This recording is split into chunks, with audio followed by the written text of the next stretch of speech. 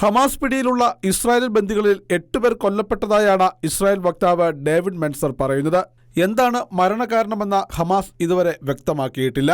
വെടിനിർത്തൽ കരാറിന്റെ ഭാഗമായുള്ള ബന്ദിമോചനത്തിൽ മോചിപ്പിക്കപ്പെടുന്ന ബന്ദികളുടെ കുടുംബാംഗങ്ങളെ വിശദാംശങ്ങൾ അറിയിച്ചതായും ഗവൺമെന്റ് വക്താവ് പറയുന്നു. ഒന്നാം ഘട്ടത്തിൽ ഇനി മോചിപ്പിക്കാനിരിക്കുന്ന 26 ബന്ദികളിൽ 21 പുരുഷന്മാരും 3 സ്ത്രീകളും 2 കുട്ടികളും ഉൾപ്പെടുമെന്നും ഇസ്രായേൽ സർക്കാർ പ്രസ് അറിയിക്കുന്നു.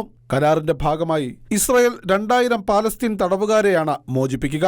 കഴിഞ്ഞ ആഴ്ച മോചിപ്പിക്കേണ്ട ഇസ്രായേൽ യുവതി ആർബൽ യഹൂദ ഈ വ്യാഴാഴ്ച ഹമാസ് ഇസ്രായേലിന് കൈമാറും. യൂറോപ്പിനെ തുടർന്നാണ് ഇസ്രായേൽ ഗാസയിലെ നെറ്റ്സാരിം ഇടനാഴി തുറന്നുകൊടുത്തതും സൈന്യം പിന്മാറിയതും.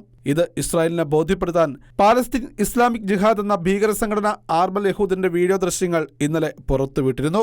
ആർബൽ യഹൂദിന്റെ മോചനം പ്രധാനമന്ത്രിയുടെ ഓഫീസും സ്ഥിരീകരിച്ചു.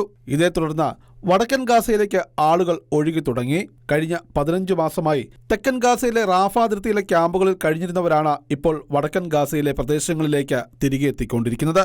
അതേസമയം ഇതുവരെ മോചിപ്പിക്കപ്പെട്ട ബന്ദികളിൽ ആരോഗ്യപരമായ ചില പ്രശ്നങ്ങളുണ്ടെന്നും കടുത്ത പട്ടിണിയാണ് ബന്ദികൾ നേരിട്ടതെന്നും ശരീരത്തിൽ വൈറ്റമിൻസിന്റെ അഭാവം ഗണ്യമായി കൂടിയിട്ടുണ്ടെന്നും Israel defence force medical corps deputy chief Avi Benov വ്യക്തമാക്കി.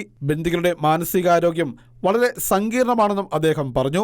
മോചിതരാകുന്നതിന് മുമ്പുള്ള ദിവസങ്ങളിൽ ഹമാസ് ബന്ദികൾക്ക് മെച്ചപ്പെട്ട ഭക്ഷണം നൽകിയതും വസ്ത്രങ്ങൾ മാറാനും കഴുകാനുമുള്ള അനുവാദം കൊടുത്തിരുന്നതായും ബന്ദികൾ വെളിപ്പെടുത്തിയതായി ബെനോവ് വ്യക്തമാക്കുന്നു. പ്രായമേറിയ ബന്ദികൾ കടുത്ത ആരോഗ്യ പ്രശ്നങ്ങൾ നേരിടുന്നതായും അവരെ സ്വീകരിക്കാൻ എല്ലാവിധ സംവിധാനങ്ങളും ഒരുക്കുമെന്നും Israel defence force medical corps deputy chief Abi Benov വ്യക്തമാക്കുന്നു. ഇന്റർനാഷണൽ ഡെസ്ക് ഷെക്കേന ന്യൂസ്.